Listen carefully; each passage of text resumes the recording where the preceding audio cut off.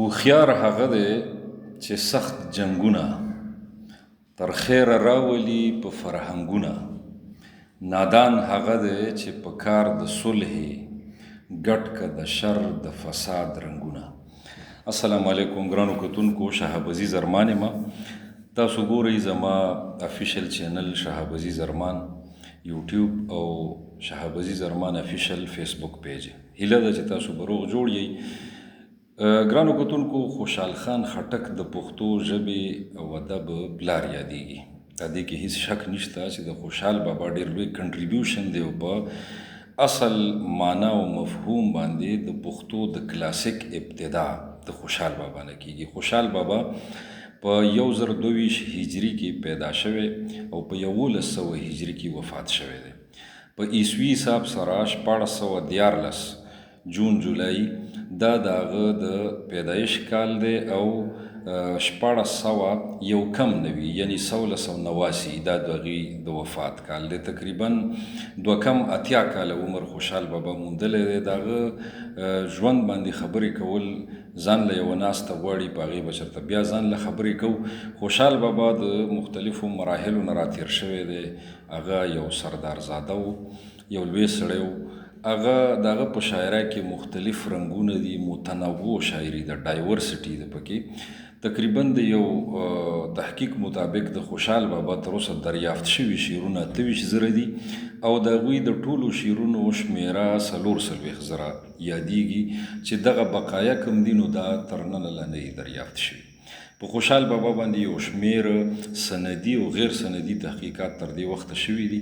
خوشحال بابا زیاتره په پښتو ادب کې د تورې او د قلم خاوند په نوم او په پیژندګلۍ باندې یادیږي. دا دغه یو شناخت دی چې یو طرف ته هغه په خپل هم یو ننګیالی و، توره چلولې ده، توره وهلې ده، او بل طرف ته هغه د قلم حق هم ادا کړی دی. او هغه په خپل هم په ځینې شعرونو کې وایي چې نه پخوا پکې کتاب و نه یې خط و، دا دی ما پکې تصنیف کړه څو کتابه، که د نظم که د نثر که د خط دی، په پښتو ژبه مې حق دی بې حسابه. او موږ خوشحال بابا په دې شعرونو کې په دې وینا کې بالکل حق بجانب ګڼو. اوس عجیبه خبره به دا وي چې د تورې او د قلم خاوند، خصوصا د تورې په حواله د خوشحال بابا ذکر زیات کیږي.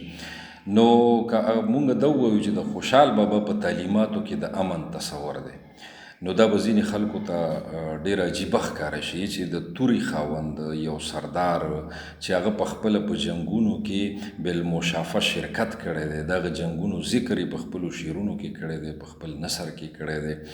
د هغه د ژوند په لیک کې په تاریخ کې د دغه جنګونو تذکرې ښه په وضاحت او صراحت سره شوي دي. اوس هغه د امن تصور څنګه وړاندې کړی دی.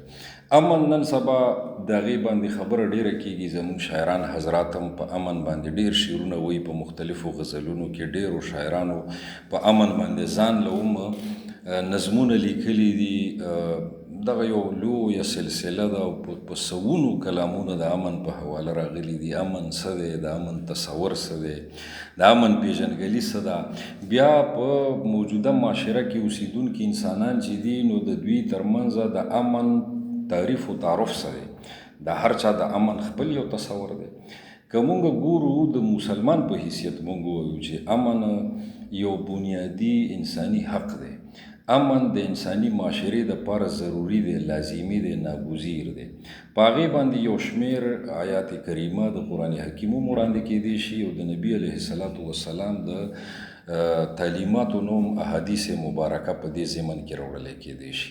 خو هغه به وخت اخلي، وخت واخلي، دغه بهترې خبرې دي چې وشي.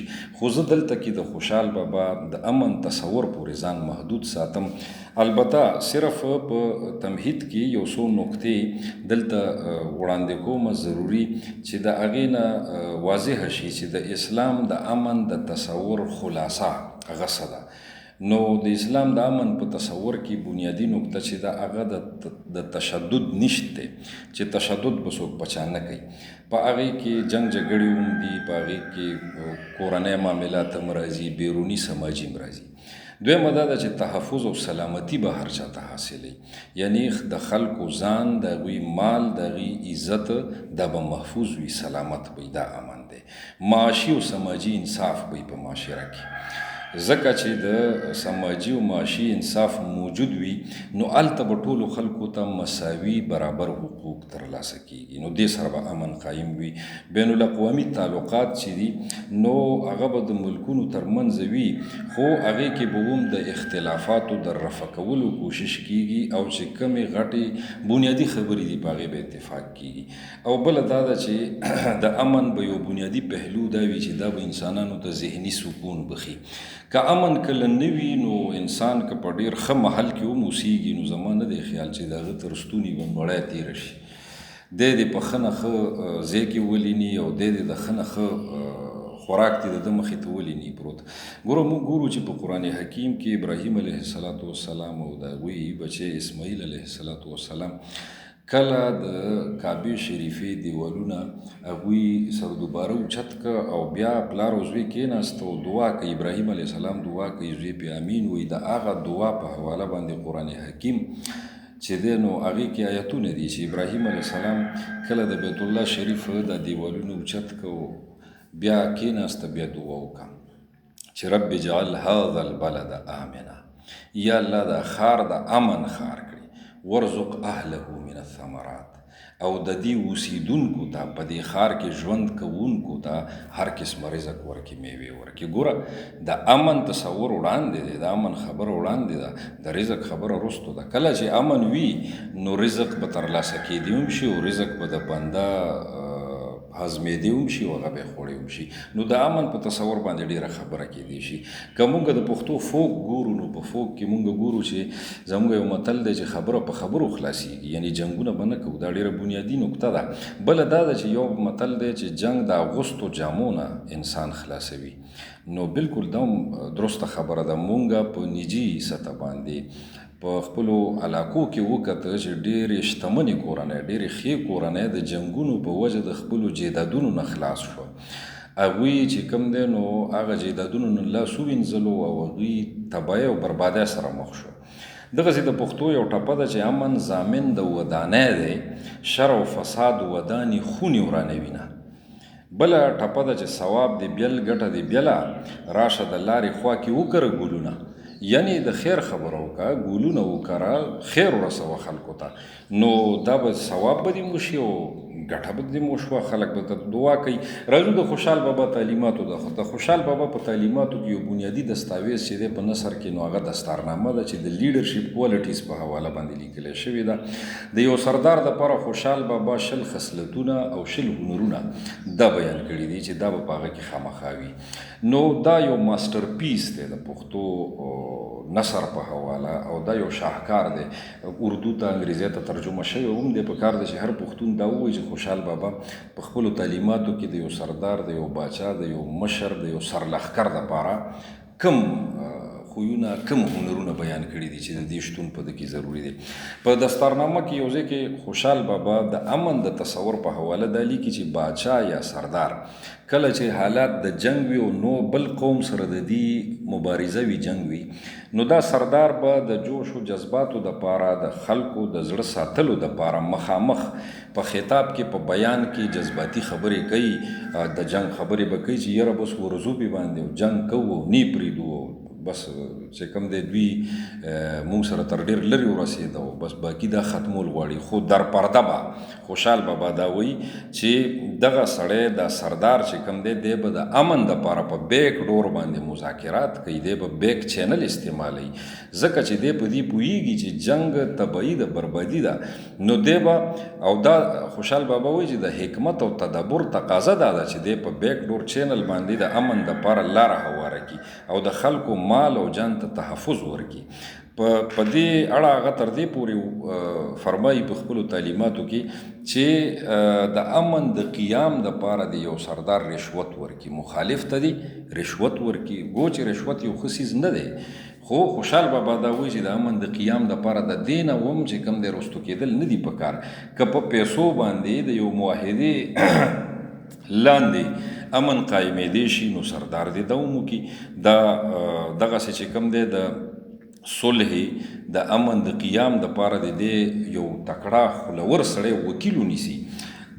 دغسې په دغه د جنگي حالاتو کې خوشحال بابا دا هم وایي چې دی د الله نه خیر طلب کوي، ټول قوم د خیر طلب کوي او د امن د قیام دپاره د خلکو آرا چې کله دی اواره کي بیا د صدقات خیرات انعامات د هم د الله په لاره کې ورکي چې امن قایم شي او صلح راشي.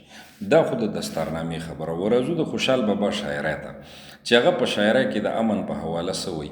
یو ربایه کې هغه وایي چې هوښیار غلیم به په خوله جنګ غواړي، ډیر به تر جنګه په آشتي ویاړي. آشتي امن ته وایي، ودانۍ ته وایي. عمر خو یو دی چې په غم درومي، دا هسې عمر دی وبا ونغاړي. یعنی جنګ یوه وبا ده. نو هوښیار سړی هغه دی چې د جنګ نه زیات هغه د آشتۍ او د امن خبرو کوي. بل ځای هغه وایي چې هوښیار هغه دی چې سخت جنګونه تر خیره راولي په فرهنګونه، نادان هغه دی چې په کار د صلح ګټ که د شر د فساد رنګونه. یعنی مطلب دا دی چې یو هوښیار سړی باغی، مشر باغی چې هغه په خبرو خبره ختمه کي، وران جنګونه تر صلح راولي او د هغه په خوله کې د هغه په خبرو کې دا کمال وي چې داسې وکړی شي. بل ځای هغه وایي چې کله جنګ ورته هوس کا چې آشتي مومي بشیر، که په صلح کې روزګار شي څه حاجت ته تیغ و تیر. کم کار چې په ګوړه کیږي، په شربت کیږي، د هغې زهرو ته خو ضرورت نشته دی. د تیغ او تیر، د تورې او د غشو څه ضرورت نشته، د جنګي آلاتو څه ضرورت نشته. په کار ده چې امن قایم شي او جنګ ختم کړی شي. بل ځای کې هغه وایي چې که د غلیم سره جنګ او مصاف ښه دی، که مرد یې زړه خو ورسره صاف ښه دی.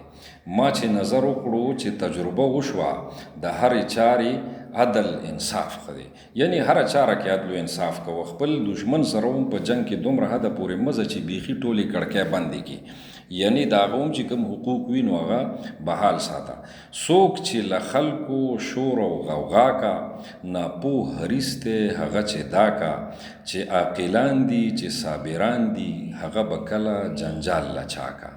یعنی عقلمند سړی هغه دی چې هغه خلکو سره جنګونه کی، جنجال جوړ نه کی، لانجه زیات نه کی. بلکې که په یو ځای کې جنګ سیوا کیږي، خبره ورانیږي، نو په کار د پوه سړی هغې چې هغه ځای پرېږدي، د هغه ځای نه لاړ شي. بس په دې به مسله هواره شي چې یو ته وایي چې تا نیغ وکتل او بل وایي چې تا کاږه وکتل او دلته به نه راځي او دلته به نه راځي او دا چل دی او هغه چل دی. ورو خبره زیاتېږي تر مرګ جوبلې پورې ورسي. دا زمونږ د ژوند عامه تجربه ده چې مونږ دا وینو. د خوشحال بابا مشهور شعرونه دي چې په دې ضمن کې ګرانو کتونکو زه هغه وړاندې کول غواړم. ښه سړي د چا په بدو نظر نه کا، که څوک بد ورسره کاندي دوی به ښه کا.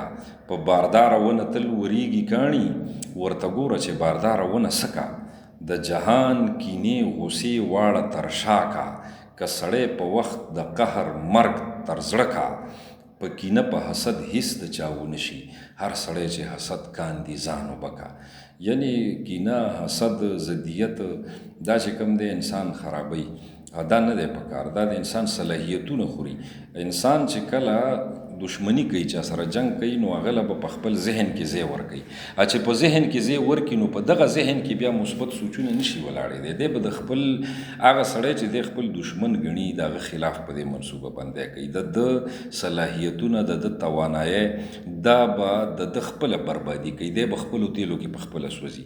نو ځکه د جنګ نه، د چا خلاف ته منصوبه بندی نه ځان ژغورل پکار دي. په دې کې کامیابي ده. خوشحال بابا بل ځای وایي چې ازار د خولې دی، ازار د لاس دی. یعنی یو انسان ته یا خو ته په خپلو خبرو باندې ازار او تکلیف رسولی شي، یا په خپل لاس. ازار د خولې دی، ازار د لاس دی، له دواړو خلاص دی هغه چې ناس دی. یعنی سړی به هغه وي چې کم سړی اصل کې په خپل لاس او په خپل خوله چاته ازار ونه رسوي. سړی به نه وي، هغه به دد وي چې په دا دواړه توکه الماس دی. دد زناور ته به وایو، دیو ته به وایو، چې هغه خو دیو د انسان خو نه دی چې دا دواړه کارونه د خلکو خلاف په منفي انداز باندې استعمالي. خپل لاس او خپله ژبه. همدا ژبه ده چې غم ده، همدا ژبه د ښادي. که څوک خپله ژبه ښه کا، نور یې هیڅ نشته بدي. یعنی د خپلې ژبې کنټرول لازمي دی. که ژبه د کنټرول نه وځي نو بیا چې کوم دی دا انسان دپاره مسلې ولاړوي.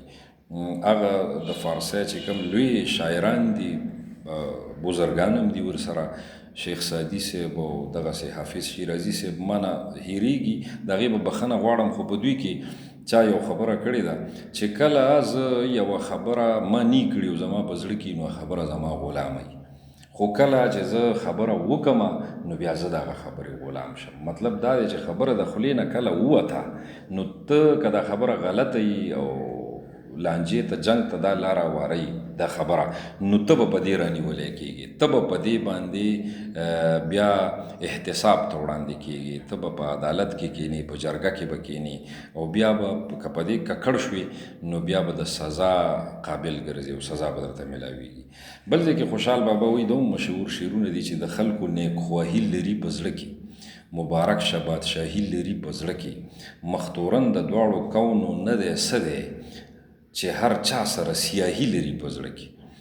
یعنی سیاهي توروالی چاته په زړه کې بد ساتل نو دا په دواړه کونه خوشحال بابا وایي چې مختورن دی، ناکام دی په دې دنیا کې مو مرګ نه پس په آخرت کې چې دی د چا خلاف په خپل زړه کې زهر لري. بل شعر کې وایي چې دولت به درومي له هغه خلقه چې سره تل وي په شر او شور کې، کم قامونه، کمې معاشرې، کم کورونه، کم خیلونه، کم ټبرونه، کم خلق چې ټول عمر بس د هغې بل کار نه هغې نورو سره جنګ کوي. دغه خلق نه د دولت خاوندان کېدی شي، نه د عزت خاوندان کېدی شي، نه په معاشره کې د دوی نامه په ښه طور او طریقه باندې څوک اخیستی شي. دوی نه به دولت ځي، دوی نه به د دنیا خوشحالي ځي، دوی به هر وخت په یو ټینشن کې په یو تکلیف کې به او د دې نه د معاشرې ته ټینشن وي. دا هغه د کینسر رسولی وي چې ټوله معاشره خرابه کړې وي. موږ په خپل امروزه ژوند کې هم په خپلو علاقو کې په خپلو کلو کې داسې خلک وینو چې هغوی د هغوی نه خلکو ته ډېر زیات تکلیف وي. نو په کار ده چې د ځان اصلاح وشي، په کار ده چې جنګونه که په وړه سطح دي، په کورونو کې دي، که په کلو کې محلتونو کې دي، که هغه په د خیلونو ټبرونو ترمنځ دي او که هغه د قامونو ترمنځ دي، نو په کار ده چې هغه د خبرو اترو په ذریعه باندې، د صلح په ذریعه باندې، هغه د ډایلاګ په شکل کې، د مکالمې په شکل کې هغه ټیبل ته راوستی شي او هغه وار کړی شي، هغه ختم کړی شي. د خوشحال بابا تعلیمات د امن په حواله ښه وافر مقدار کې دي ګرانو کتونکو. داسې نه ده چې خوشحال بابا صرف د جنګ و جدل خبره کړې ده، هغه د هغه د شاعرۍ، د هغه د فکر، د هغه د ژوند یو اړخ دی. خو ورسره خوشحال بابا د امن پلوي ومو، د امن طرفدار ومو، د خپل ژوند د جنګونو، د خپل ژوند د شخړو د هغې نه خوشحال بابا دا عبرت او سبق حاصل کړی و چې امن اصل دی، جنگ چې دی نو دا اصل نه دی، جنگ بربادي ده، تباهي ده. نو د خوشحال بابا ډېر شعرونه په دې ضمن کې وړاندې کېدی شي.